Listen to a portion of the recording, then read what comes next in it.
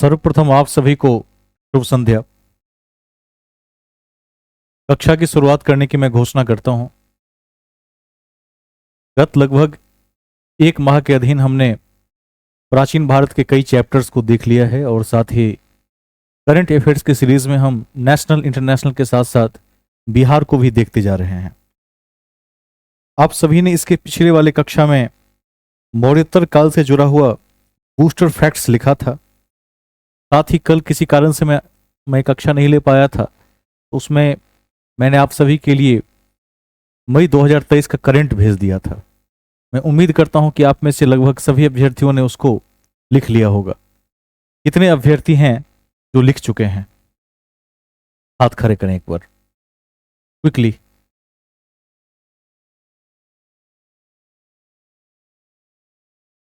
तीन चार हाथ मुझे दिखाई पड़े। क्या शेष अभ्यर्थियों ने नहीं लिखा है? उसकी क्लास भी होगी, उसको हम कक्षा में चेक करेंगे एक बार। आपको कॉपी दिखाना पड़ेगा। चलिए हम अभी आगे चलते हैं, उसको जरूर नोट कर लीजिएगा, ठीक है? क्योंकि मैंने पूर्व में भी कह दिया है कि करंट यदि आपके पक्ष में रहेगा तो रिजल्ट आपके पक्ष में होगा, और यदि करंट ने अपना मुख मोड़ लिया, विमुख हो गया, तो फिर रिजल्ट विमुख हो जाता है। आगे चलेंगे। आज मैंने जैसे घोषणा किया था कि हम गुप्त काल और गुप्तोत्तर काल के तथ्यों को देखने की कोशिश करेंगे। तो आज का जो टॉपिक है वो है गुप्त साम्राज्य या गुप्त काल। इसकी पृष्ठभूमि को हम देखते हैं, इसके मुख्य बिंदुओं को देखते हैं, और यह भी देखेंगे कि क्यों इसे भारतीय इतिहास का स्वर्णयुग कहा जाता है, क्या कारण रहे। हेडिंग बनाकर लिखेंगे गुप्त काल।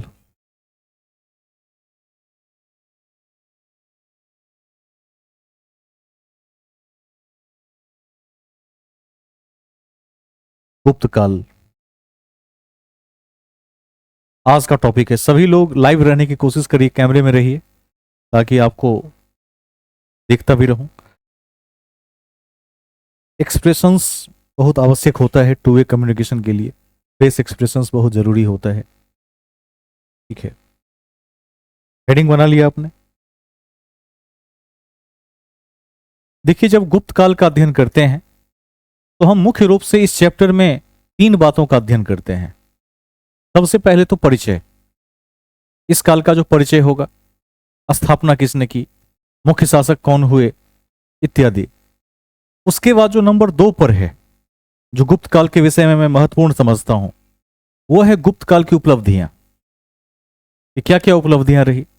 वैसे भी जब हम किसी शासक का अध्ययन करते हैं अथवा किसी काल का अध्ययन करते हैं तो परिचय के बाद हम उपलब्धियों पर ही जाते हैं, और अंत में गुप्त काल को इतिहास का स्वर्णयुग क्यों कहा जाता है, इसके पीछे क्या कारण रहे, इसको देख लेंगे। और सबसे लास्ट में आपको ज्ञात है कि चैप्टर के लास्ट में बूस्टर फैक्ट्स के माध्यम से हम उन सभी महत्वपूर्ण तथ्यों को देख लेते हैं जो आगामी परीक्षा के लिए उपयोगी होता है। तो शुरुआत करते हैं। तो इसमें इसका काल यदि लिखना चाहें तो ब्रैकेट में लिख दीजिए 319 से 550 ईस्वी। 319 से 550 ईस्वी। 319 से 550 ईस्वी, इसको लिख दीजिए उसमें।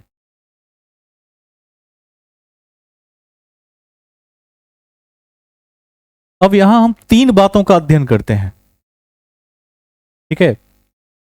सबसे पहले क्या देखते हैं? तो सबसे पहले देखते हैं परिचय। तो नीचे लिखिए नंबर 1 में परिचय।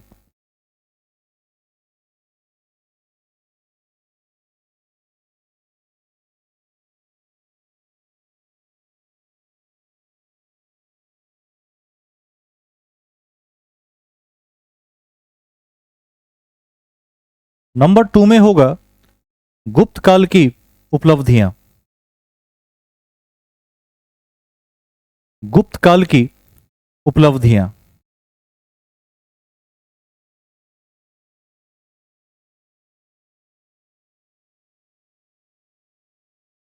और तीसरा हो जाएगा स्वर्ण युग की अवधारणा। स्वर्ण युग की अवधारणा, ठीक है। 3 खंडों में बांटकर इसका हम अध्ययन करते हैं। स्वर्ण युग की अवधारणा, ठीक है। और चौथा क्या होगा? चौथा वही जो हर चैप्टर में होता है, बूस्टर फैक्ट्स, उसको सबसे लास्ट में देख लेंगे। अब एक बात का ध्यान रखना है, इस स्वर्ण युग की अवधारणा की कड़ी में हमें चारों बिंदु पर विचार करना पड़ेगा। तो यदि जगह हो कॉपी में तो यहां मेंशन कर दीजिए क्या क्या इसमें देखना है। सोशल एस्पेक्ट्स, सामाजिक रूप से, कल्चरल, पॉलिटिकल एंड इकोनॉमिकल।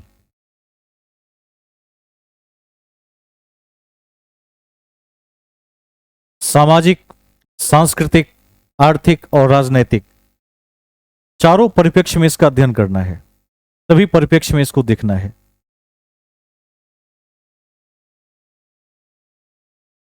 ठीक है, इसको नोट डाउन कर लेंगे।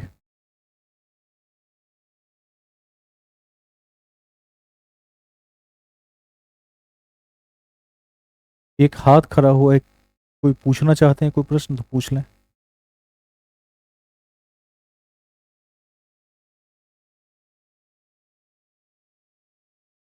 आपकी आवाज अस्पष्ट है, थोड़ा दोबारा बताएं एक बार।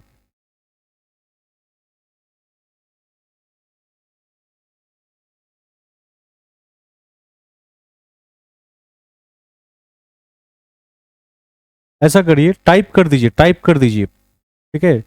नेटवर्क इशू के कारण थोड़ी आवाज कट के आ रही है, टाइप कर दीजिए आप।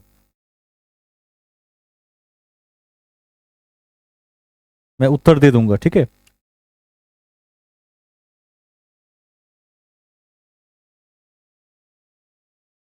इस चैप्टर की तो शुरुआत ही हुई है, ठीक है, इसकी शुरुआत ही हुई है अभी। चलिए आगे चलते हैं।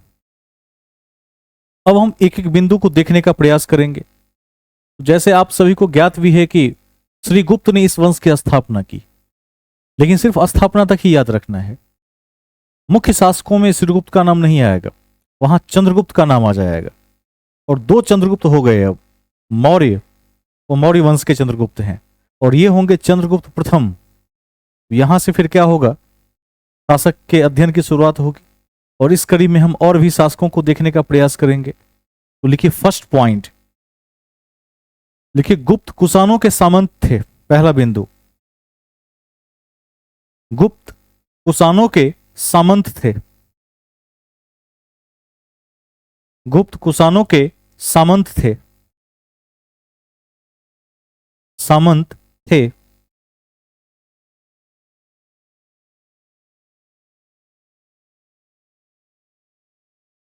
गुप्त कुषाणों के सामंत थे, ठीक है। नेक्स्ट पॉइंट लिखिए गुप्त,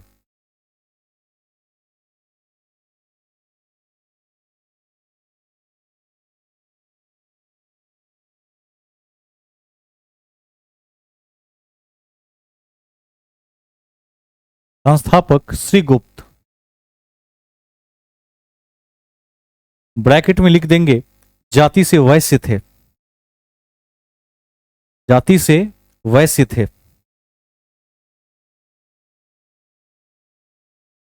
जाति से वैश्य थे, ठीक है। 2-3 बातें स्पष्ट हो गई। पहली बात कि ये कुषाणों के सामंत थे। सामंत समझते हैं कि नहीं? सामंत क्या होता है? जागीरदार, ठीक है, जमीनों के मालिक। आपने सामंतवादी पद्धति के बारे में भी जरूर पढ़ा होगा कहीं ना कहीं। कुषाणों के सामंत थे। श्रीगुप्त ने इस वंश की स्थापना की थी जो मूलतः वैश्य जाति के थे। नेक्स्ट पॉइंट देखिए, गुप्त काल को इतिहास में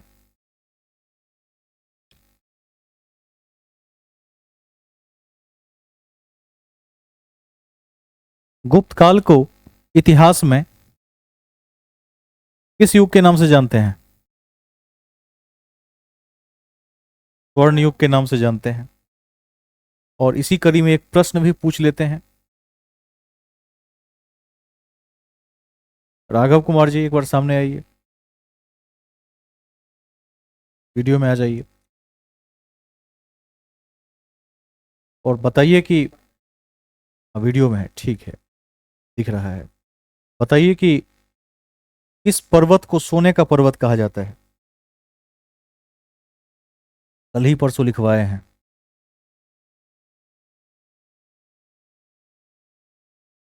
काजल, काजल,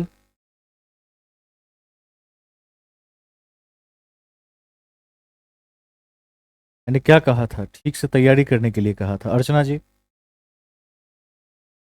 इस पर्वत को स्वर्ण पर्वत कहा जाता है।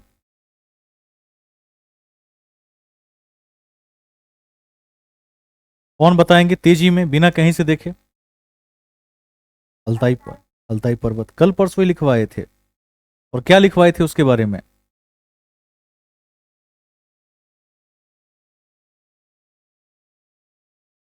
सोने का पर्वत कहा जाता है।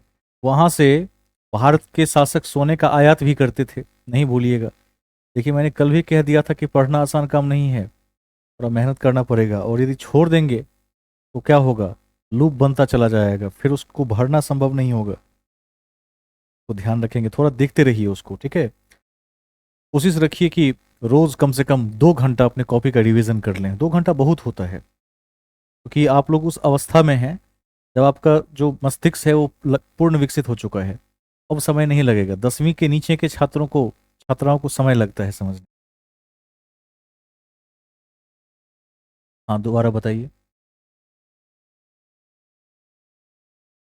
ठीक है, कोई बात नहीं। आपके साथ कुछ समस्याएं हैं तो उसको मैंने इग्नोर कर दिया है अभी। लेकिन सबके साथ तो एक ही समय समस्या नहीं आ जाएगी। सबको कहा गया है थोड़ा ध्यान से देखते रहिए। देखिए, तैयारी बनाए रखेंगे, क्या होगा? वो एक संचित पूंजी है। जैसे फिजिक्स में पढ़ते हैं पोटेंशियल एनर्जी, स्थैतिक ऊर्जा। देखिएगा कि धनुष का जो प्रहार होता है तो उसके धागे में ही सारी ऊर्जा संचित होती है। जब लगता है तो सीधे निशाने पर जाकर लगता है। तो यही है तैयारी। आगे चलेंगे, मूल बातों में आते हैं। हम स्वर्ण युग की चर्चा कर रहे थे। क्या लिखवाए थे लास्ट पॉइंट? देखिए एक बार,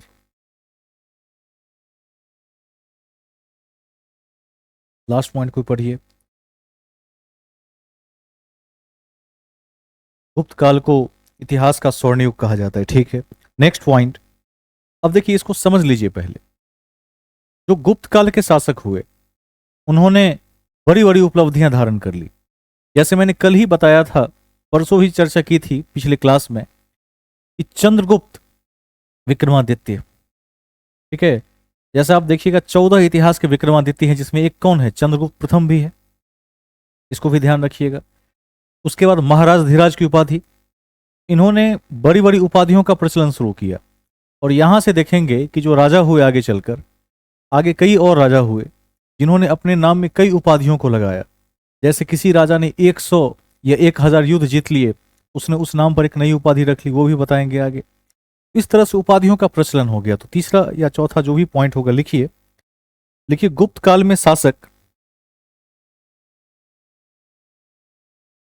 गुप्त काल में शासक, गुप्त काल में शासक बड़ी बड़ी उपाधियां लेने लगे। बड़ी बड़ी उपाधियां लेने लगे। गुप्त काल में शासक बड़ी बड़ी उपाधियां लेने लगे। जैसे, जैसे चंद्रगुप्त प्रथम ने महाराज धीराज की उपाधि धारण की। चंद्रगुप्त प्रथम ने महाराज धीराज की उपाधि धारण की।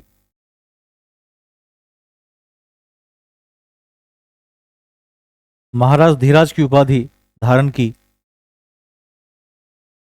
ठीक है। अब एक और शासक है समुद्रगुप्त, उसके विषय में भी लिख दीजिए। वहीं नीचे लिख दीजिए समुद्रगुप्त ने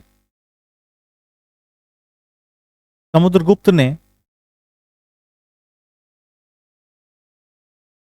पृथ्वी बल्लभ पृथ्वी बल्लभ वन कर दीजिएगा। समुद्रगुप्त ने पृथ्वी बल्लभ वन, पृथ्वी का राजा पृथ्वी Ballabh one, comma Vikramanka Vikramanka Vikramanka, comma कविराज।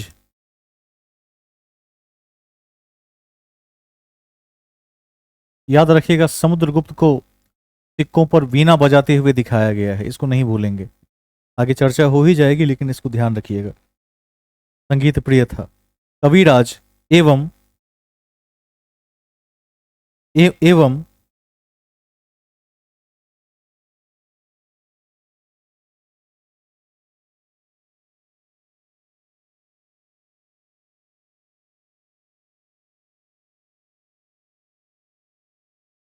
समर सतावरन दक्ष की उपाधि धारण की।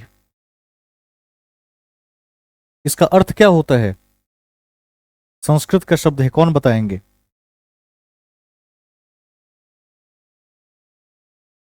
लिख दीजिए 100 युद्धों को जीतने वाला। इसका अर्थ कि समर सतावरन दक्ष है, 100 समर को जीतने वाला, 100 युद्धों को जीतने वाला की उपाधि धारण की।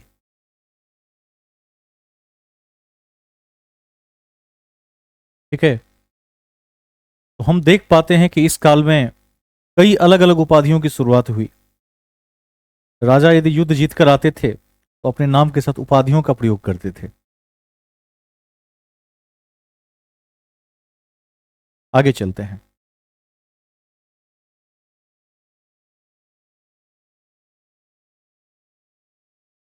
नेक्स्ट पॉइंट देखिए, गुप्त काल में प्रशासनिक विकेंद्रीकरण, डिसेंट्रलाइजेशन, प्रशासनिक विकेंद्रीकरण पर बल दिया गया।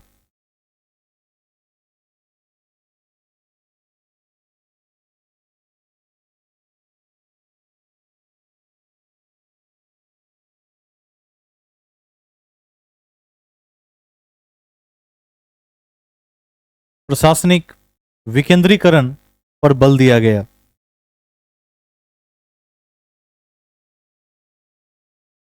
ठीक है, अब एक पॉइंट जो मैं चर्चा करने वाला हूं उसकी चर्चा हमने चैप्टर 1 में भी की है।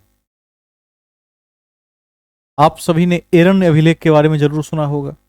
इसमें किसका उल्लेख है? सती प्रथा का उल्लेख है। तो एरण्य अभिलेख यहीं से प्राप्त हुआ है, इसी काल में प्राप्त हुआ है। इसको लिख लीजिए, अति महत्वपूर्ण है कि गुप्त काल में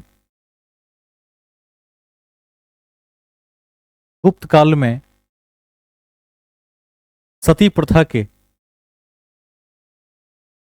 गुप्त काल में सती प्रथा के अभिलेखीय प्रमाण मिलते हैं। गुप्त काल में सती प्रथा के अभिलेखीय प्रमाण मिलते हैं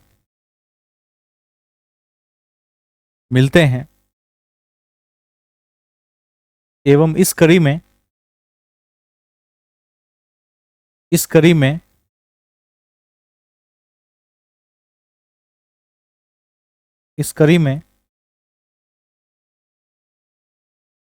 एरन अभिलेख ब्रैकेट में 510 ईस्वी, इस कड़ी में एरन अभिलेख ब्रैकेट में 510 ईस्वी से इसकी जानकारी प्राप्त होती है।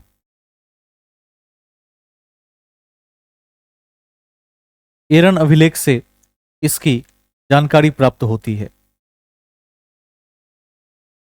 ठीक है, इसको ध्यान रखिएगा। हम परिचय की कड़ी में भी आगे बढ़ रहे हैं, फिर हम शासकों की उपलब्धियों को भी देखेंगे और अंत में देखेंगे कि इस काल को स्वर्णयुग क्यों कहा गया, किस कारण से स्वर्णयुग कहा गया। शुरू में ही मैंने पाठ के मुख्य बिंदुओं की चर्चा कर दी है। अब एक पद है कुमारमात्य, इसको भी लिख लीजिए। देखिए इस काल में कुमारमात्य, इस काल में कुमारमात्य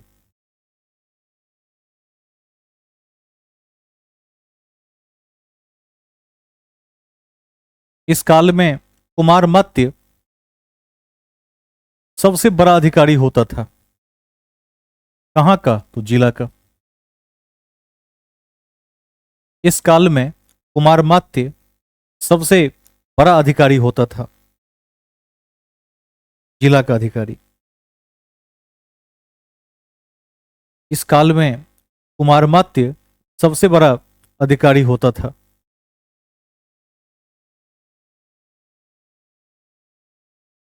आदित्य जी, आप बताइए कि शक संवत की शुरुआत कब हुई थी और विक्रम संवत की शुरुआत कब हुई थी?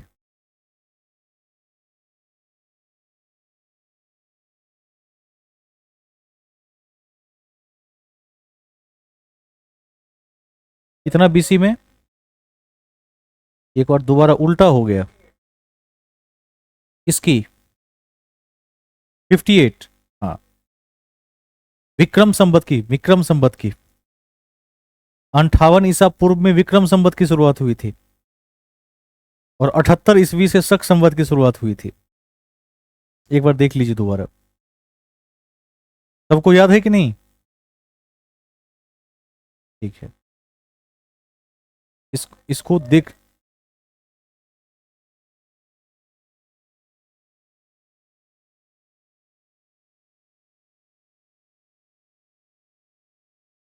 हाँ, कनिष्क के राज्यारोहण के समय, ठीक है। याद रख लीजिएगा, ध्यान रखिएगा कि विक्रम संवत की शुरुआत 58 ईसा पूर्व में हुई, जबकि शक संवत की शुरुआत 78 ईस्वी से हुई है। कभी नहीं भूलेंगे इसको, ठीक है। दोनों बहुत बार पूछे गए प्रश्न हैं। नेक्स्ट पॉइंट, कुमारमात्य लिख लिया है। लिखिए, भूमि अनुदान की प्रक्रिया तेज हो गई। भूमि अनुदान की प्रक्रिया तेज हो गई।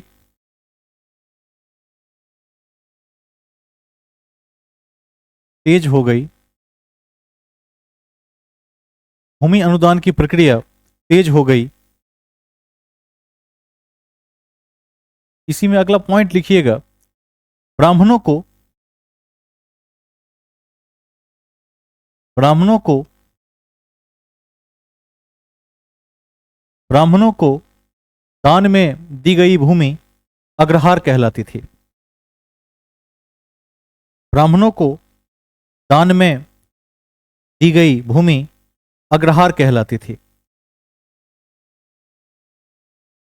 ब्राह्मणों को दान में दी गई भूमि अग्रहार कहलाती थी।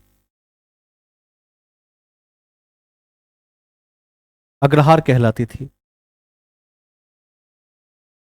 अभिनय, आप बताएंगे, अभिनय कुमार की ज्योतिष शास्त्र हमने किस देश से के सहयोग से सीखा है? पूरे ग्रुप में से कोई? ज्योतिष यूनान से सीखा है, यूनानियों से। हाँ, तो ध्यान रखेंगे।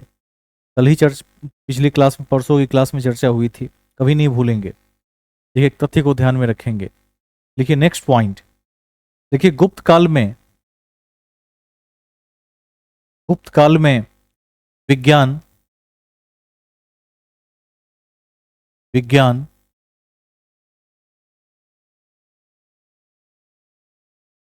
आयुर्वेद एवं ज्योतिष शास्त्र का विकास हुआ। मत लिखिए, ज्योतिष शास्त्र पर पुस्तकें लिखी गई, ये लिखिए। विकास तो पहले ही हो गया था। विज्ञान, आयुर्वेद एवं ज्योतिष शास्त्र की पुस्तकें लिखी गई।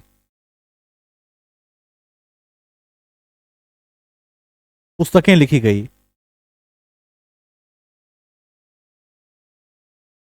ठीक है, ध्यान रखिएगा, गुप्तों ने ब्राह्मणों के उद्धार पर बड़ा ध्यान दिया था, इसीलिए अग्रहार जैसी भूमि भी ब्राह्मणों को दान की थी। और कहते हैं कि इस काल में ब्राह्मणों का पुनरुद्धार हुआ था, इसको नहीं भूलेंगे। तो लिख लीजिए, गुप्त काल में ब्राह्मण धर्म का पुनरुद्धार हुआ। गुप्त काल में ब्राह्मण धर्म का पुनरुद्धार हुआ। पुनरुद्धार हुआ। पुनरुद्धार हुआ। ठीक है, पुनरुद्धार हुआ। पहली बार ईंट का मंदिर बनाया गया। पहली बार ईंट का मंदिर बनाया गया।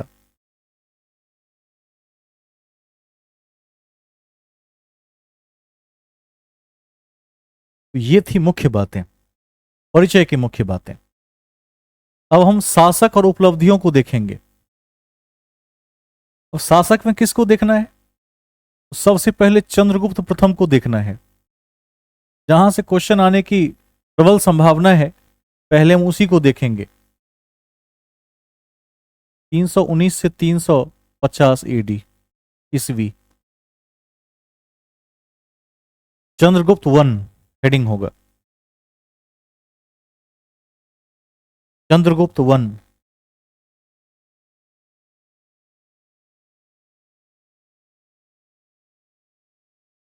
थोड़ा सा ठीक कर देते हैं। आपने इस काल की जो अवधि लिखी है वो 350 तक लिखी होगी। इसको काट चंद्रगुप्त का कम होगा। 350 को 334 कर दीजिए, ये अलग अलग शासक में बढ़ जाएगा। अब ये तो 334 कर दीजिए। 34 अब सही है। ठीक है, 4 से 5 बातें आप याद रख लेंगे तो काफी है। सबसे पहली बात तो वही है जो आपने लिखी है कि महाराज धीराज की उपाधि धारण की। इसको दोबारा लिखिए। लिखिए, इन्होंने इन्होंने महाराज धीराज की उपाधि धारण की। इन्होंने महाराज धीराज की उपाधि धारण की एवं ऐसा करने वाले पहले शासक थे। एवं ऐसा करने वाले पहले शासक थे। पहले शासक थे।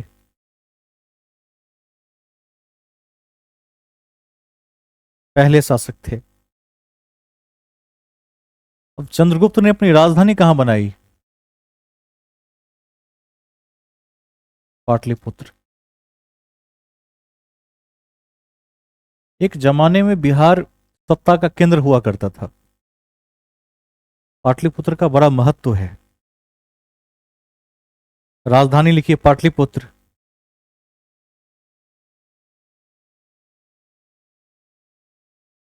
नेक्स्ट पॉइंट लिखिए, लिच्छवी की राजकुमारी कुमार देवी से विवाह किया।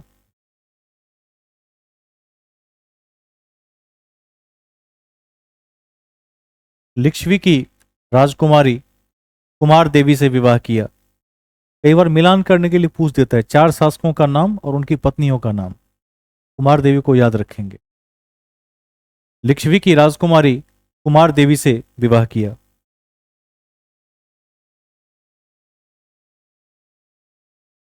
कुमार देवी से विवाह किया। ठीक है, नेक्स्ट पॉइंट, कौशल को कौशल को कौशांबी में मिला दिया। कौशल लिखिएगा, कौशल को कौशांबी में मिला दिया। कौशल गणराज्य है। कौशल को कौशांबी में मिला दिया।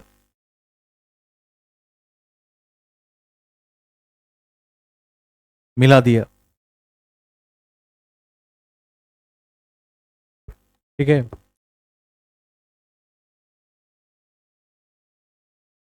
अब चंद्रगुप्त राजा कब बने?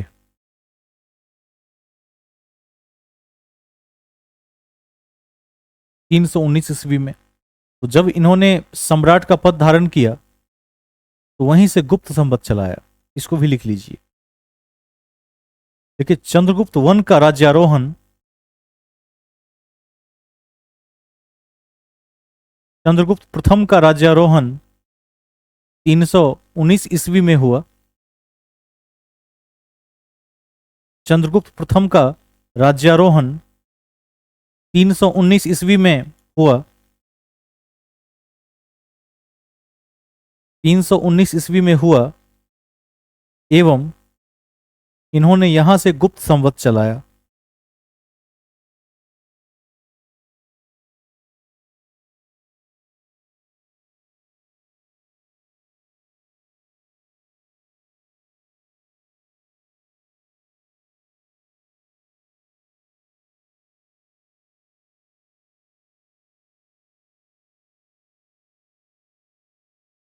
एक चीज और ध्यान रखिएगा, नियमित रूप से सिक्का इन्होंने पहली बार चलाया। कई शासकों ने सिक्के चलाए, लेकिन रेगुलर रूप से जो कॉइन चलाया उन्होंने, वो शासक चंद्रगुप्त वन थे पहले। इसको लिख लीजिए। देखिए, इन्होंने सबसे पहले नियमित सिक्का चलाया, नियमित रूप से सिक्का चलाया।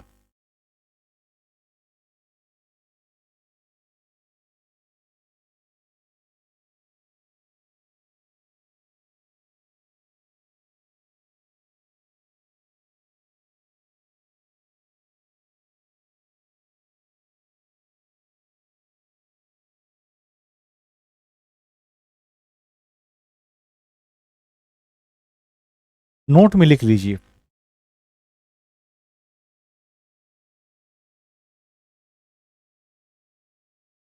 नोट में लिख दीजिए, चांदी का सिक्का रूपक, ये गुप्त काल की बात है। और सोने का सिक्का दिनार कहलाता था। सोने का सिक्का दिनार कहलाता था।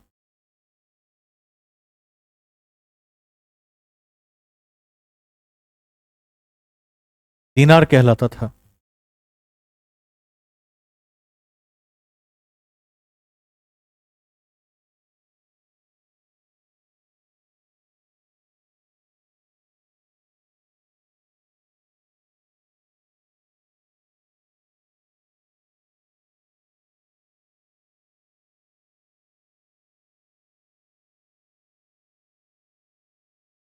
हम मौर्योत्तर काल में जो एक टेस्ट सीरीज छूट गया था, उसे आज हम देखने का प्रयास करेंगे।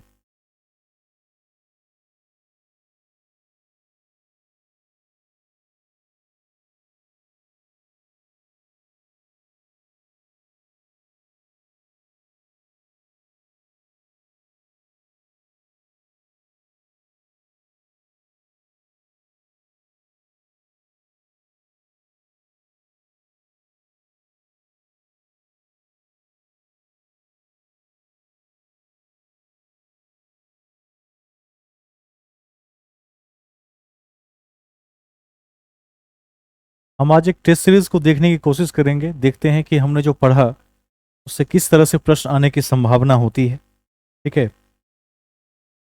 आपके सामने एक क्वेश्चन सीट है। उम्मीद करते हैं कि सबको दिख रहा होगा। पहला क्वेश्चन है, कलिंग नरेश खारवेल का संबंध किससे था? कौन बताएंगे? खारवेल का संबंध किससे था?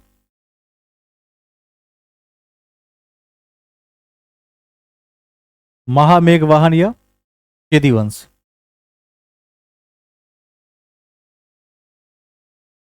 एक से अधिक वाला भी उत्तर है हमारे पास। ठीक है, क्या होगा उत्तर? कौन सा ऑप्शन होगा? ऑप्शन नंबर ई हो जाएगा। ठीक है, ध्यान रखिएगा इसका। इसमें एक से अधिक उत्तर होने की स्थिति में इनमें से क्या होगा? एक से अधिक हो जाएगा। आगे चलते हैं। इस तरफ दूसरा भी क्वेश्चन है, क्वेश्चन नंबर 2। शुंग वंश के बाद किस वंश ने भारत पर कब्जा किया या राज किया? शुंग के बाद कौन आए थे? शुंग के बाद कौन आए थे? कण्व उत्तर हो जाएगा। भागवत संप्रदाय के विकास में किसका देन अत्यधिक था? पढ़ाए थे। हिंद यवन, वेरी गुड। हिंद यवन, भागवत संप्रदाय के विकास में हिंद यवन का योगदान क्या है? अति महत्वपूर्ण है कि नहीं है? कल ही लिखवाए थे बूस्टर फैक्ट्स में, देख लीजिएगा एक बार। हेलियोडोरस के बारे में पढ़ाए थे, विसनगर अभिलेख पढ़ाए थे, इस सब को नहीं भूलेंगे, है ना। आगे चलते हैं। क्वेश्चन नंबर 4, कला की गांधार शैली इनमें किसके समय में फली फूली? ये तो बता दिए थे, कुषाणों के समय में गांधार कला का काफी विकास हुआ था। गांधार कला किस कला से प्रेरित कला है? कल लिखवाए थे, हेलेनिस्टिक आर्ट। हेलेनिस्टिक आर्ट वही है ना, कल लिखवाए थे, कल मतलब पिछले कक्षा में। हेलेनिस्टिक आर्ट, कुषाण को याद रखिएगा। किस अभिलेख में दिख रहा है कि नहीं? किस अभिलेख में रुद्रदामन प्रथम की विभिन्न उपलब्धियां वर्णित हैं? जूनागढ़ हो जाएगा, तो ये सही उत्तर है।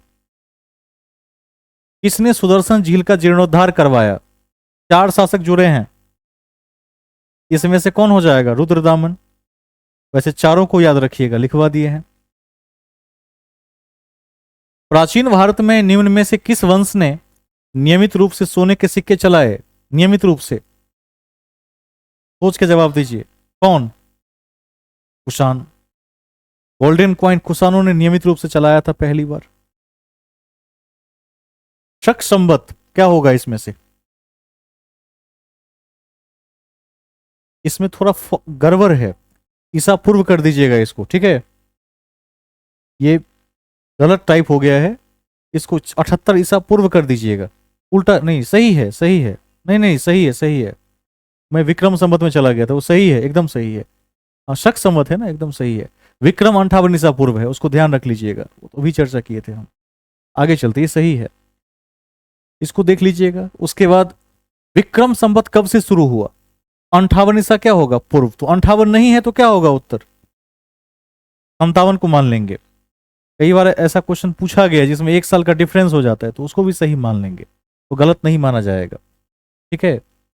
उसके बाद सिमुक निम्न वंशों में से किसका संस्थापक था? क्या होगा?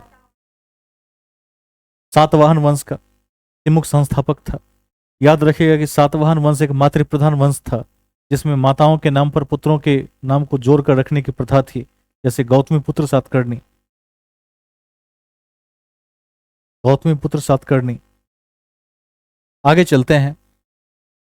अब देखिए एक क्वेश्चन जो महत्वपूर्ण आ गया। अफगानिस्तान का बामियान परसों लिखवाए थे, किसके लिए प्रसिद्ध है? बुद्ध की प्रतिमा के लिए, ठीक है।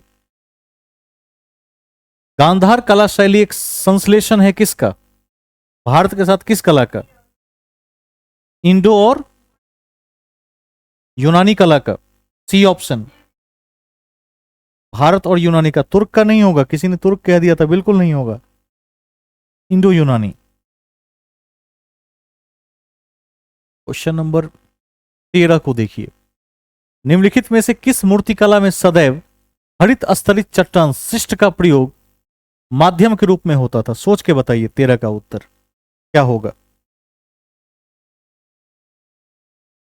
वेरी गुड, ध्यान रखिएगा। कहता है कि हरित स्तरित चट्टान शिष्ट का, तो गांधार में। और दूसरी बात भी ध्यान रखिएगा कि अधिकांश मूर्तियां ध्यान मुद्रा में है, जिसकी चर्चा हमने की भी थी। यह गांधार कला की एक विशेषता है।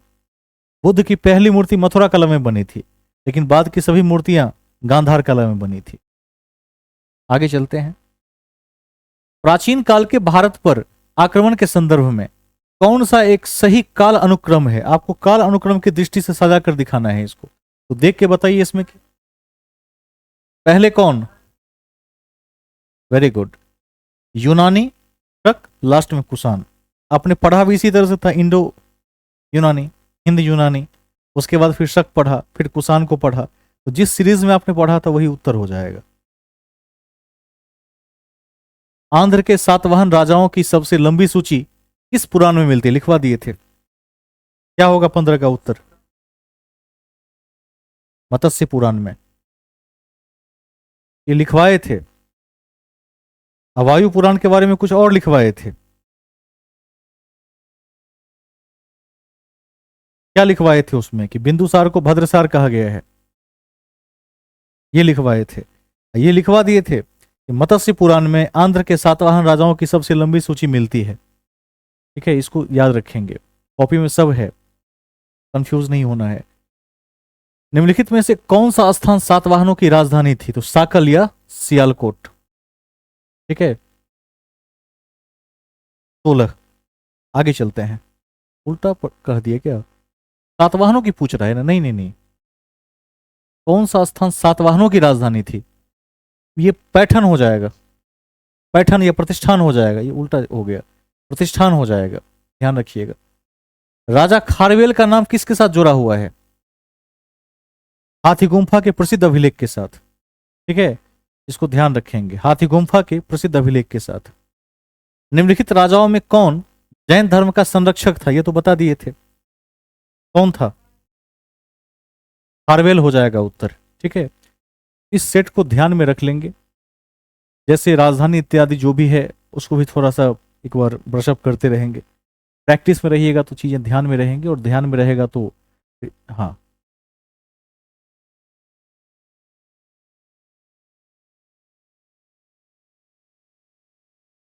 ये तो मैंने पहले भी कर दिया था पिछले अध्यायों का।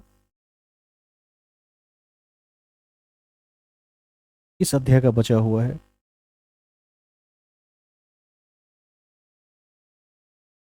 तो पूर्व के अध्यायों का जो छूट गया, अच्छा उसको भी भिजवा देंगे, वो भी चला जाएगा, वो रिकॉर्ड में है, वो भेज देंगे। ठीक है, तो हमने एक शॉर्ट प्रैक्टिस के माध्यम से अपने पॉइंट्स को ब्रशअप कर लिया है। एक बार आप तेजी में चाहें तो दोबारा भी देख लें, क्विक रिवीजन के लिए। इतनी बातें याद रह जाए तो काफी है। खारवेल का संबंध किससे था? तो मेघवाहन या चेदी वंश से, दोनों हो जाएगा, एक से अधिक वाला उत्तर। तुंग वंश के बाद कौन सा वंश आया? जल्दी कोई जवाब देते हुए चलें, अब तो आपको आंसर देना है। सन वंश। अगला क्वेश्चन है, भागवत संप्रदाय के विकास में क्या होगा? हिंदी वन हो जाएंगे। अच्छा, एक शासक का नाम बताइए जिसका संबंध भागवत संप्रदाय के विकास से हो। शासक।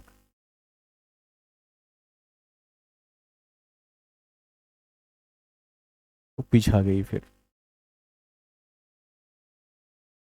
हिंदी वन शासकों के नाम सुनाइए जो लिखवाए थे।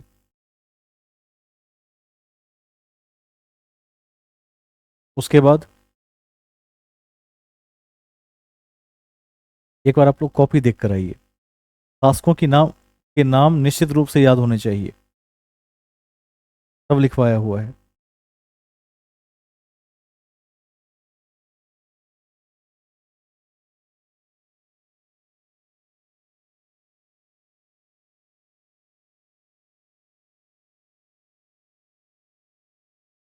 चलिए एक बार देख के आ जाइए, आगे चलते हैं। मैंने परसों भी कहा था कि अपनी कॉपी रिवाइज करके आ जाएंगे। कला की गांधार शैली कहां फली फूली? किसके समय फली फूली? क्या होगा? गांधार शैली चौथा नंबर, कुषाणों के समय में। रुद्रदामन प्रथम की विभिन्न उपलब्धियां कहां पर है? जूनागढ़ में हो जाएगा। सुदर्शन झील रुद्रदामन हो जाएगा। सोना का सिक्का कुषाण हो जाएगा। शक संबत 78 ईस्वी हो जाएगा। विक्रम 58 ईसा पूर्व हो जाएगा, यानी इस पर चलेंगे हम। सिमुक सातवाहन हो जाएगा। बामियान गौतम बुद्ध के लिए प्रसिद्ध है। गांधार कला शैली किसका? तो भारतीय इंडो यूनानी कला का एग्जाम्पल है। तेजी में एक बार देख लेते हैं, याद हो जाएगा। इसमें क्या होगा? शिष्ट से कौन क्या बनता है? तो शिष्ट से बनता है गांधार मूर्ति कला। उसके बाद जो कालक्रम है यूनानी, शक, कुषाण। आंध्र के सातवाहन राजाओं की सबसे लंबी सूची मत्स्य पुराण में मिलती है। सातवाहनों की राजधानी पैठन थी, प्रतिष्ठान थी। और राजा खारवेल का नाम किससे जुड़ा है? हाथी गुम्फा से। इन तथ्यों को एक बार आप ध्यान रख लेंगे। अब हम कहाँ चलेंगे? तो अब हम चलते हैं कि जो करंट अफेयर्स मैंने आपको भेजा था उसको एक दृष्टि में देखने की कोशिश करते हैं। गुप्त साम्राज्य में कल से हम आगे बढ़ेंगे और कल से अन्य शासकों को भी देखने का प्रयास करेंगे। आपका काम रहेगा कि थोड़ा रिवाइज करना, चीज़ों को ध्यान में रखना, क्योंकि आपकी परीक्षा है और जिन व्यक्तियों की परीक्षा आने वाले समय में है उनके पास एकदम फ्लो एंड फायर स्टडी होनी चाहिए, एक एक बातें संज्ञान में हों। एग्जाम तक रह जाए, उसके बाद आप एक आध तथ्य भूल भी गए तो कोई दिक्कत नहीं है, उसको रिमेंबर कर सकते हैं। लेकिन जब कंप्लीट करने की बात होती है तो आपकी तैयारी पीक पर होनी चाहिए। वहाँ एक एक नंबर को लेकर काफ़ी टसल होता है।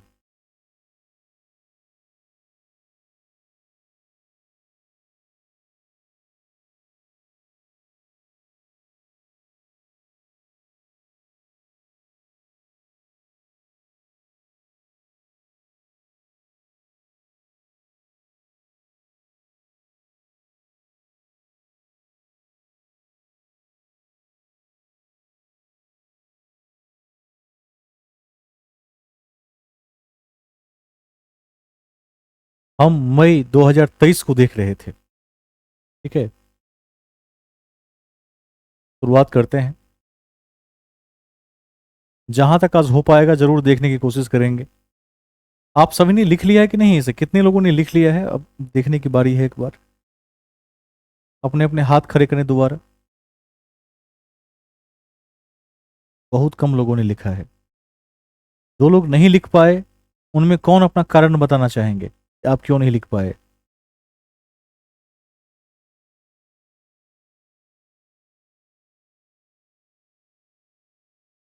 अस्वस्थ हो गए?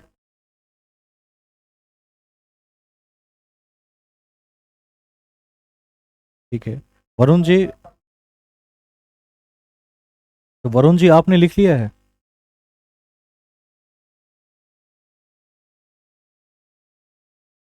Very good. Jyoti Kumari, photo जी, अभी इसलिए नहीं लिख पाए। चलिए देखिएगा, जो शेष अभ्यर्थी हैं लिख लेंगे, क्योंकि होगा क्या कि फिर अगला टॉपिक आ जाएगा तो यह टॉपिक फिर से बोझ बन सकता है। इसको समय पूरा कर लीजिए। अभी एक बार हम,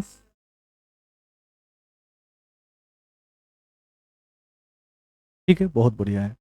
जो अब मई का है तो मई तक अपडेट कर लीजिए, क्योंकि अभी हमने 2 साल 2.5 साल का पूरा पढ़ने का संकल्प लिया है और अभी हम 23 में ही हैं। कोशिश कर रहे हैं कि तेजी से एक बार हम 23 को समाप्त करके 24 के डेटाज को देख लें। फिर 25 का, जो 25 का भी अब आ गया है, उसको भी संकलित मैं कर रहा हूँ, उसको भी समय के साथ हम देखने की कोशिश करेंगे। आगे चलते हैं। अ, इसमें जो सबसे पहला पॉइंट है, नालंदा विश्वविद्यालय के कुलाधिपति के रूप में किसे नियुक्त किया गया? देखिए, अरविंद पनगढ़िया एक ऐसे छवि हैं, एक ऐसे व्यक्तित्व हैं। इनका माइक ऑन है एक बार। अरविंद पनगढ़िया एक ऐसे व्यक्तित्व हैं जिनको भुलाया नहीं जा सकता कभी भी। ठीक है, इनका योगदान विभिन्न क्षेत्रों में रहा है। तो ध्यान रखिएगा, ये प्रसिद्ध अर्थशास्त्री हैं और नालंदा विश्वविद्यालय के वाइस चांसलर के रूप में इनकी नियुक्ति हुई है अभी। ध्यान रखिएगा, 2015 में जो नीति आयोग बना था, national institute for transforming India, NITI Aayog, इसके पहले उपाध्यक्ष रह चुके हैं अरविंद पनगढ़िया। यह क्वेश्चन इस देश के विभिन्न परीक्षाओं में मुझे लगता है कि 100 बार पूछा गया होगा सब मिलाकर। ऐसा आउट क्वेश्चन था। और याद रखिएगा, नीति आयोग के अध्यक्ष भारत के प्रधानमंत्री होते हैं। जैसे अभी पूछेगा, अभी श्री नरेंद्र मोदी हो जाएंगे। आज से कुछ समय पहले, खैर उनके पहले तो बना ही नहीं था, उन्होंने ही शुरुआत की। बाद में पूछेगा तो जो उस समय के प्रधानमंत्री होंगे वही अध्यक्ष होंगे इसके, लेकिन उपाध्यक्ष बदलते रहते हैं। ठीक है, ध्यान रखिएगा। आप लोग बताइए कौन है, कौन बताएंगे? पकड़ा गए फिर। एक बार दोबारा कहिए। वेरी गुड, एकदम सही उत्तर है। तो तैयार रखिए। देखिए, कई लोगों को नहीं याद था। कितने लोगों को नहीं याद था? मैंने क्या कहा था? मैंने कहा था कि थोड़ा सा अखबार देखते रहिए। अखबार देखते रहने से मुख्य खबरें आपके संज्ञान में बनी रहेंगी। भूल भी जाइएगा तो परीक्षा हॉल में जो होता है ना कि मन के अंतिम संस्तर में भी रहेंगी चीजें, ठीक हो जाएगा। ठीक है, आगे चलते हैं। एक एक तथ्य पर नजर बनाए रखिए और ज्यादा मेहनत नहीं करना पड़ता है, थोड़ा सा मेहनत करना पड़ता है। अच्छा, ये मालूम था कि नहीं कि प्रधानमंत्री इसके अध्यक्ष होते हैं? स्थापना कब हुई थी इसकी?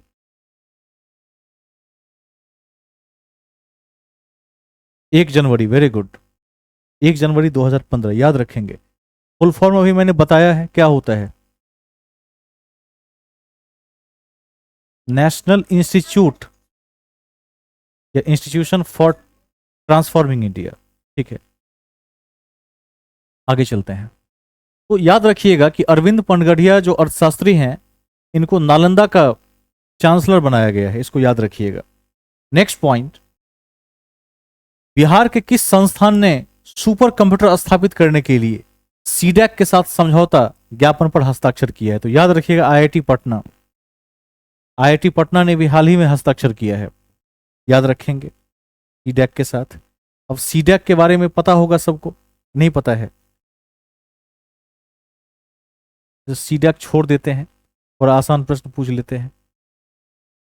कोई एक अभ्यर्थी हाथ खड़ा करें और बताएं कि अभी कौन कौन से ऑपरेटिंग सिस्टम हाईलाइट में हैं जो चल रहे हैं कंप्यूटर की दुनिया में। ऑपरेटिंग सिस्टम कौन कौन सा अभी चल रहा है और सबसे चर्चित कौन सा है? आ गई। आप में से कितने अभ्यर्थियों को कंप्यूटर चलाने आता है? तो कार्यालय के काम कर सकते हैं। चलिए, आप बताइए छोटू जी की, अर्चना जी बताइए कि अभी कौन सा ऑपरेटिंग सिस्टम चल रहा है, काफी चलन में है? विंडोज सबसे अधिक चलन में है। नंबर 2 पर क्या है? Mac, Mac operating system. और 1 नंबर पर विंडोज है, जिसके सबसे अधिक ग्राहक हैं और हर जगह विंडोज चल रहा है। ठीक है, ध्यान रखिएगा इस सबको, जो कि पता है आप लोगों को, फिर भी जवाब नहीं दे पाए। और मोबाइल वर्जन में एंड्रॉयड अभी सबसे अधिक चलती में है, इसको ध्यान रखिएगा। आगे चलते हैं। देखिए, हर तथ्य पर थोड़ी पकड़ बनाए रखिए। तो हमने इसको देख लिया, आईआईटी पटना ने ये किया था, साइन किया था इस पर।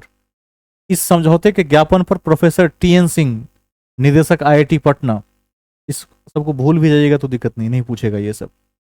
मुख्य बात है आईआईटी पटना ने साइन किया था। आगे चलते हैं। हाल ही में किसके द्वारा राज्य में मिशन परिवर्तन आरंभ किया गया? तो तेजस्वी प्रसाद यादव के द्वारा किया गया था मिशन परिवर्तन। ठीक है, याद रख लेंगे।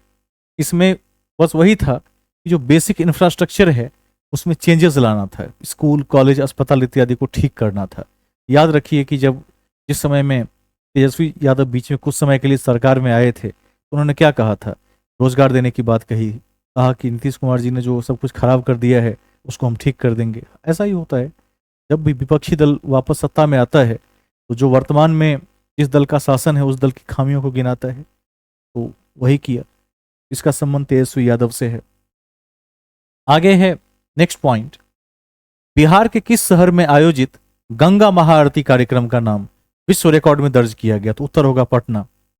ठीक है, ध्यान देंगे, कलेक्ट्रेट गंगा घाट पर 27 अप्रैल 2023 को इसकी शुरुआत हुई थी, जिसमें 501 महिलाओं ने क्या किया था? नृत्य के माध्यम से गंगा की आरती की थी। इस ऐतिहासिक गंगा आरती का संगीत रचना और निर्देशन बक्सर के लाल मुरार गांव के कथक गुरु बख्शी विकास ने किया था। उतना नहीं भी याद रखिएगा, इतना याद रख लीजिए कि पटना महत्वपूर्ण है इस कड़ी में। ठीक है, गंगा आरती बनारस के घाटों का प्रसिद्ध आरती है, इसको ध्यान रखेंगे। नेक्स्ट पॉइंट, बिहार में खोजी गई धान की नई किस्म का क्या नाम है? तो बिहार में धान की नई किस्म है सबौर कुंवर, इसको जान लीजिए।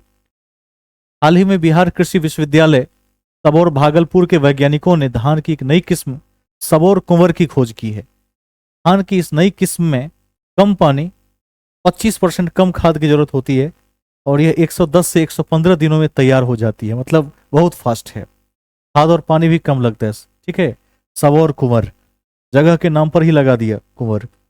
इसको ध्यान रखिएगा, इस नाम को नहीं भूलेंगे। और मर्चा धान जो मैंने पढ़ाया था चंपारण किसान, उसको भी नहीं भूलिएगा। वो आपकी परीक्षा के दृष्टिकोण से आउट क्वेश्चन है, जीआई टैग मिला हुआ है। तो ये सब आपके लिए महत्वपूर्ण है। आगे चलते हैं। अगला टॉपिक है बिहार राज्य प्रदूषण नियंत्रण बोर्ड के नए अध्यक्ष के रूप में डॉक्टर देवेंद्र कुमार शुक्ला को नियुक्त किया गया है। संज्ञान में रख लेंगे, ठीक है। अशोक कुमार घोष का इन्होंने स्थान लिया है।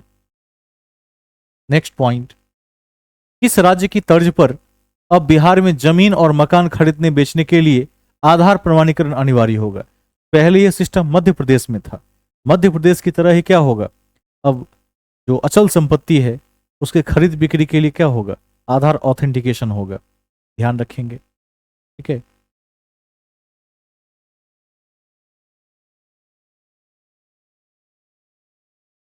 आगे चलते हैं। अब स्टार्ट भी हो गया है ना बिहार में, है ना, स्टार्ट भी हो गया है। इन सभी योजनाओं पर फोकस बनाए रखेंगे। बिहार के किस शहर में अंतर्राष्ट्रीय फिल्म महोत्सव का आयोजन किया गया? सारण। इंटरनेशनल फिल्म महोत्सव का आयोजन सारण में हुआ था, इतना याद रख लेंगे, ठीक है। छपरा जिले में सारण इंटरनेशनल फिल्म फेस्टिवल, ठीक है, 2 दिवसीय था। और याद रखिएगा विभिन्न श्रेणियों में क्या हुआ, भारत की 2 फिल्मों ने पुरस्कार जीता था। फिलहाल आप सारण को याद रख लीजिए, जगह का नाम महत्वपूर्ण है। कैलिफोर्निया में 2023, ठीक है, हैंसन लीडरशिप प्रोग्राम के लिए बिहार से किसे चुना गया? तो गौतम कुमार को चुना गया। अब ये वेरी वेरी इंपॉर्टेंट है। अब देखिए क्यों इंपॉर्टेंट है। वह इस वैश्विक स्तर पर प्रतिष्ठित और महीने भर चलने वाले नेतृत्व कार्यक्रम के लिए चुने जाने वाले एकमात्र भारतीय हैं। गौतम को नेशनल ऑर्गेनाइजेशन डेक्सटेरिटी ग्लोबल द्वारा मान्यता दी गई थी और तब से उन्हें डेक्सटेरिटी द्वारा लगातार प्रशिक्षित किया जा रहा है। इसको ध्यान रखिएगा, ठीक है। बहुत महत्वपूर्ण तथ्य है। यदि बिहार से कैलिफोर्निया के लिए किसी का चयन हो तो परीक्षा के दृष्टिकोण से महत्वपूर्ण हो जाता है। उत्तर गौतम कुमार है। बार बार देखते रहेंगे तो याद रहेगा। इंदिरा गांधी आयुर्विज्ञान संस्थान ने हाल ही में पटना के किस संगठन के साथ एक समझौता ज्ञापन पर हस्ताक्षर किया है? उत्तर क्या होगा? सीडैक हो जाएगा। लिख लीजिए, कॉपी है, कॉपी में कहीं लिख लीजिए सीडैक और तीर का चिन्ह। कॉपी में कहीं नोट कर लीजिए सीडैक और तीर का चिन्ह।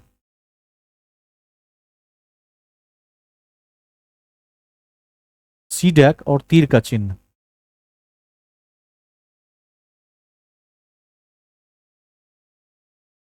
लिखिए centre for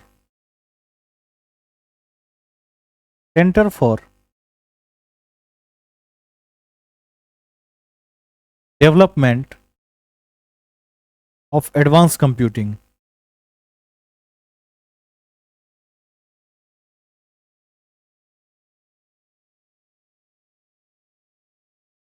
centre for development, centre of development of advance computing, ठीक है, या centre for development for advance computing, इसका फुल फॉर्म होता है। तो लिख के रख लीजिए, कभी काम आ जाए, कभी पूछ दे।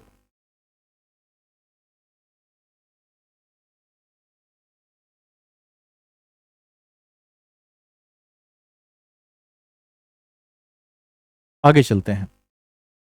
अब इससे क्या होगा, तो जो इंदिरा गांधी अस्पताल ने ये समझौता किया है, इससे क्या होगा, तो मशीन और सॉफ्टवेयर का इस्तेमाल कर मरीजों का बेहतर इलाज हो सकेगा। आजकल आप जानते हैं कि चिकित्सा से लेकर और इंजीनियरिंग के क्षेत्रों में और एजुकेशन के क्षेत्रों में भी कंप्यूटर का बड़ा भारी योगदान है। इससे हम इनकार नहीं कर सकते। और अब एआई ने जो क्रांति मचाई है, आने वाले समय में क्या होगा, एआई का इस्तेमाल बहुत अधिक बढ़ जाएगा और मानव जीवन के आसान होने की संभावना है। इसको ध्यान रखिएगा, बीमारियों के उपचार में सहायता मिलेगी। कहते हैं कि रोबोट आने वाले समय में मनुष्य से बेहतर इलाज कर पाएगा बिना त्रुटि के। एक हाथ खड़ा हुआ है, सुनील जी बताइए।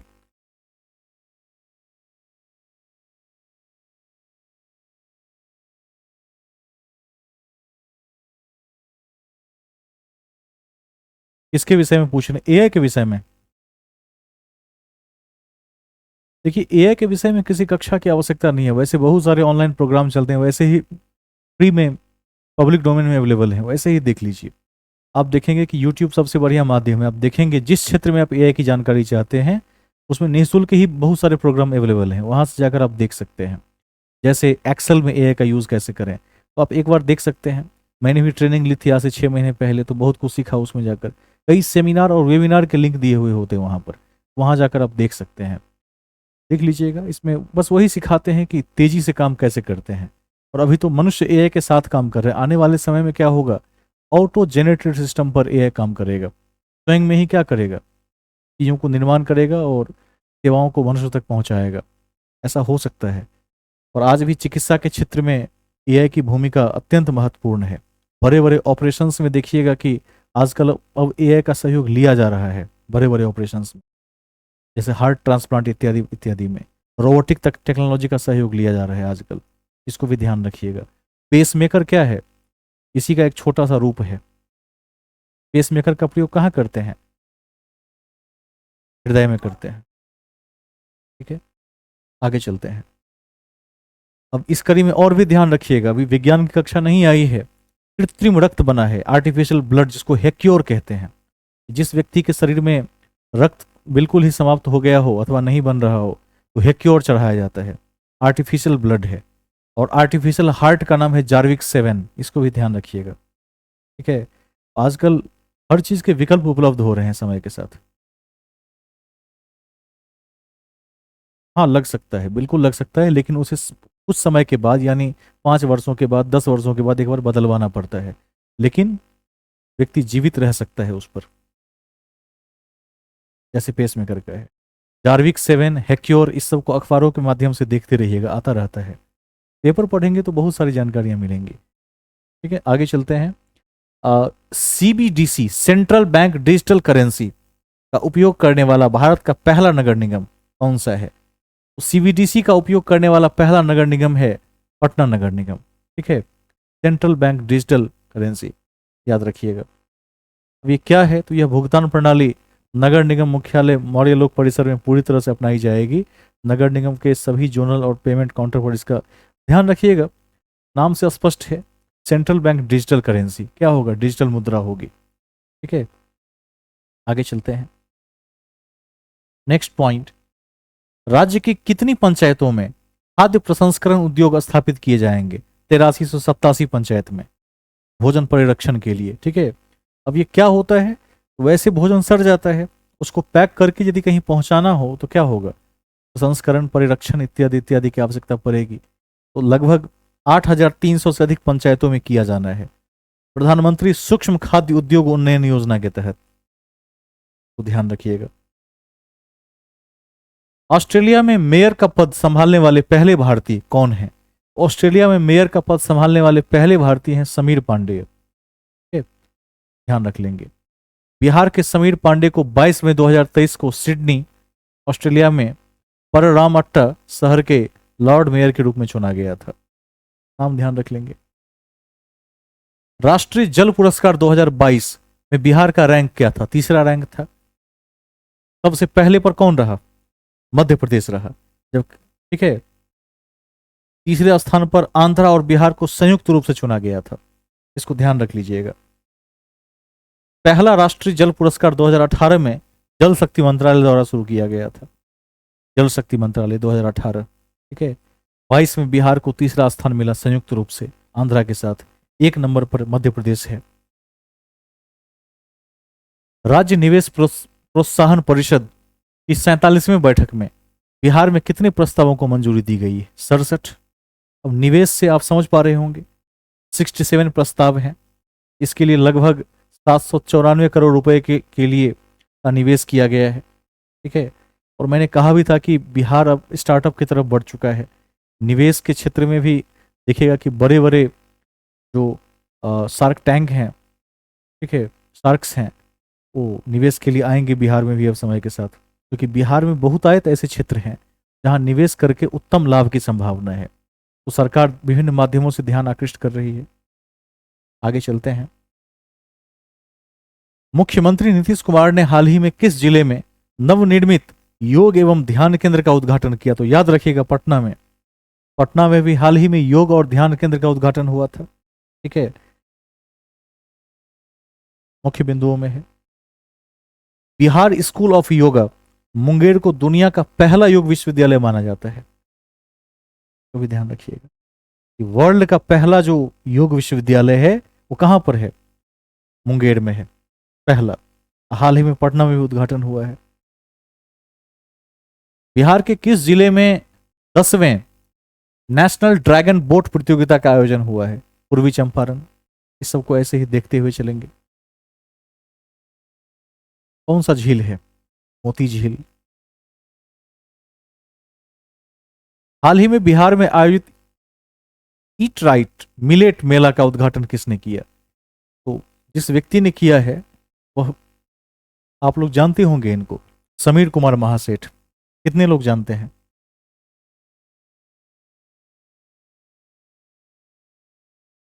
जानते हैं कि नहीं? हाँ बिल्कुल। इसमें ध्यान रखिएगा कि बिहार सरकार द्वारा पटना के ऊर्जा भवन में क्या किया गया? ईट राइट मिलेट मेला का आयोजन हुआ, जिसका उद्घाटन मौजूदा उद्योग मंत्री समीर कुमार महासेठ ने किया। मधुबनी के हैं, ध्यान रखिएगा। ठीक है। हाल ही में मिसेस बिहार 2023 का खिताब किसने जीता है? तो डॉक्टर रोहिणी ने जीता है, मिसेस बिहार। सहरसा जिले की रहने वाली डॉक्टर रोहिणी पटना विश्वविद्यालय की इंग्लिश डिपार्टमेंट की एसोसिएट प्रोफेसर है। ठीक है। यह प्रतियोगिता पटना में आयोजित की गई थी, जिसमें 200 से अधिक महिलाओं ने भाग लिया था। क्या जीता है इन्होंने? इन्होंने जीता है मिसेस बिहार 2023 का खिताब। मिसेस बिहार। आगे चलते हैं। बिहार के किस जिले में भगवान बुद्ध की सबसे ऊंची प्रतिमा का निर्माण किया जा रहा है? नवादा जिला। ध्यान रखिएगा, ये बहुत महत्वपूर्ण है आपके लिए, और नॉट ओनली फॉर बीपीएससी या बिहार एसएससी, यह राष्ट्र के किसी भी परीक्षा के लिए महत्वपूर्ण है। बुद्ध की सबसे लंबी प्रतिमा का निर्माण नवादा जिले में किया जा रहा है। देखिए, बोधगया और राजगीर मार्ग के बीच नवादा जिले के हिसुआ में इस प्रतिमा का निर्माण किया जा रहा है। ठीक है। भगवान बुद्ध की इस प्रतिमा का निर्माण वट थाई टेम्पल में किया जा रहा है, और इस प्रतिमा की ऊंचाई 180 फीट है। महत्वपूर्ण है। कौन सा जिला? नवादा जिला है। नेक्स्ट पॉइंट, एक आध बिंदु और आज देख लीजिए, शेष कल देख लेंगे। इसमें राष्ट्रीय हरित प्राधिकरण एनजीटी ने बिहार में बहने वाली किस नदी को घड़ियाल वन्यजीव अभ्यारण्य और इको सेंसिटिव जोन घोषित करने का निर्देश बिहार सरकार को दिया है? उत्तर होगा सोन नदी। कभी नहीं भूलेंगे। ठीक है। एनजीटी ने हाल ही में बिहार में बहने वाली सोन नदी को घड़ियाल अभ्यारण्य और इको सेंसिटिव जोन घोषित करने के लिए कहा है। सोन नदी बिहार में रोहतास जिले में प्रवेश करती है, और बिहार राज्य में इसकी लंबाई 202 किलोमीटर है। याद रखिएगा, और इसको कभी नहीं भूलेंगे। अभी हाल ही में इसी साल 4-5 परीक्षाओं में यह पूछा है कि एनजीटी की स्थापना कब हुई थी। बिहार में जब शिक्षक भर्ती हुई थी तो बीपीएससी टीआरई 1 का क्वेश्चन उठाकर देख लीजिए, उसमें भी यह क्वेश्चन पूछा हुआ है। तो याद रखिएगा, 18 अक्टूबर 2010 को एनजीटी की स्थापना हुई थी। कभी नहीं भूलेंगे। Very very important out question है। कई बार रेलवे ने इस क्वेश्चन को पूछा है, एनजीटी की स्थापना कब हुई है। ठीक है, इसको ध्यान रखेंगे। बिहार के किस जिला में पूर्वी भारत का पहला मातृत्व देखभाल कौशल संवर्धन केंद्र शुरू किया गया? पटना हो जाएगा उत्तर। इसको ऐसे ही देख लेंगे। हाल ही में बिहार सरकार ने कितने घनमीटर से ऊपर भूजल के इस्तेमाल पर अनापत्ति प्रमाण पत्र लेना अनिवार्य कर दिया है? 20 घनमीटर। याद रखिएगा, एनओसी के लिए सरकार भूजल के इस्तेमाल पर अनापत्ति प्रमाण पत्र 2 से 5 साल के लिए देगी, और भूजल संरक्षण के लिए भूमिगत जल की उपलब्धता के मुताबिक राज्य 4 जोन में वर्गीकृत है। 20 घनमीटर को याद रखिएगा। 20 घनमीटर के रेंज में ही मिलेगा एनओसी, उसके बाद एनओसी नहीं मिलेगा। इस तथ्य को ध्यान में रखेंगे। ठीक है। नहीं नहीं, फीट नहीं है, वो फीट नहीं है। ध्यान से देखिए, इक्वालिटी की बात हो रही है। कह रहा है कि बिहार सरकार ने कितने घनमीटर से ऊपर भूजल के इस्तेमाल पर। ठीक है, ये घनमीटर जो है ना, वॉल्यूम है।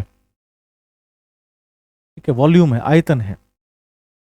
ठीक है, ध्यान रखिएगा। तो इस पर एनओसी मिलेगा। हाँ आदित्य जी बताइए।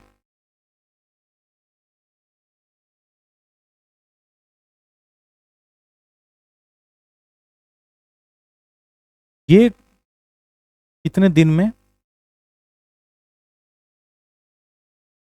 एक बार दोबारा बताएं।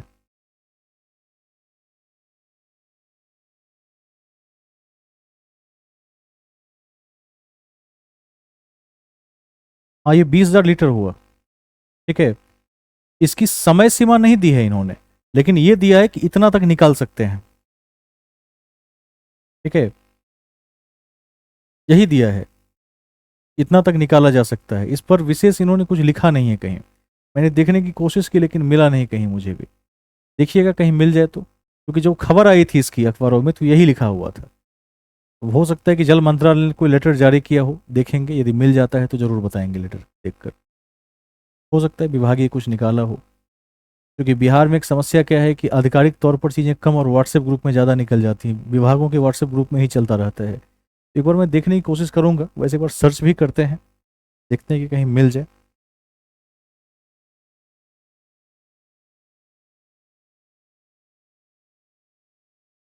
मिलेगा नहीं।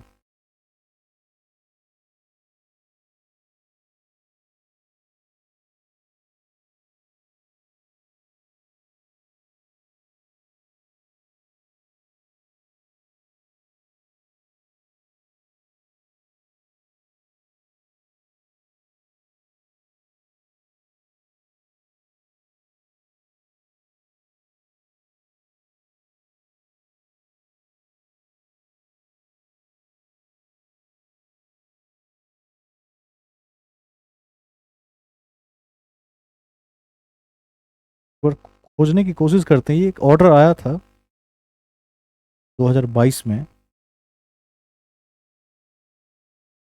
कहीं मिल जाए कि इसके बारे में कुछ स्पष्ट किया हो।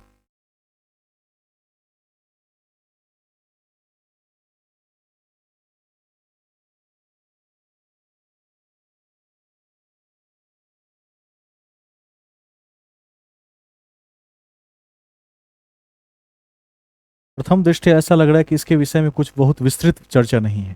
देखेंगे इसे, ठीक है, फिलहाल याद रख लीजिए जो डेटा है। इन्हीं शब्दों के साथ मैं कक्षा की समाप्ति की घोषणा करता हूँ।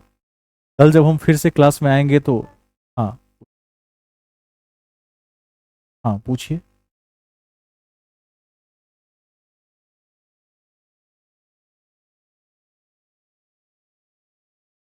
क्या दिया गया है, क्वेश्चन दोबारा बताएं एक बार। हाँ,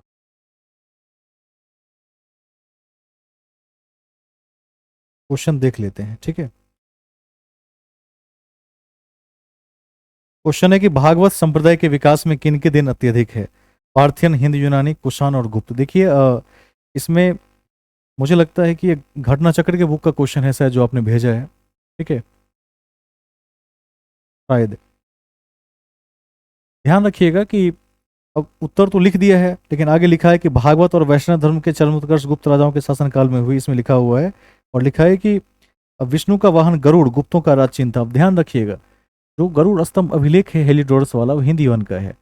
ऐसे कई क्वेश्चन हैं जहां बीबीएससी किसी अलग उत्तर को भी कंसीडर कर लेता है और इसी पर केस हो जाते हैं। लेकिन ध्यान रखिएगा, इसमें सबसे बड़ा जो योगदान रहा, वो योगदान रहा इनका, हि- हिंदी यवन शासकों का।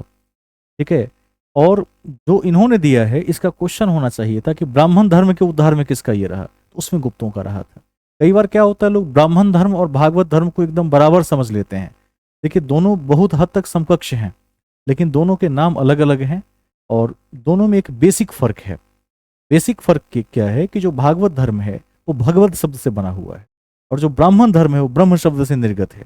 दोनों की विचारधाराएं बहुत हद तक बराबर हैं, लेकिन कुछ अंतर हैं दोनों में जाकर। एक जाति विशेष के पक्ष में ज्यादा है, और वो क्या है, सनातन विशेष के पक्ष में ज्यादा है। क्वेश्चन जब पूछने वाले क्वेश्चन पूछते हैं, वो क्या करते हैं, वो स्पष्ट नहीं कर पाते कई बार। ऐसे प्रश्नों पर क्या होता है, केस हो जाता है, लास्ट में केस हो जाता है। और जब केस हो जाता है तो डिलीट कर देते हैं इसको। लेकिन आप अभी भी वही याद रखिएगा जो मैंने आपको लिखवा दिया, वो एनसीईआरटी की लाइन्स हैं। जब भी कभी किसी प्रश्न पर चुनौती देना होता है, तो हम फिर रेफरेंस बुक में एनसीईआरटी को ही दे सकते हैं, तो फिर हमें वही मानना पड़ेगा। जो वहां दिया हुआ है। ठीक है, और कोई प्रश्न है किन्हीं के पास? ठीक है, चलिए।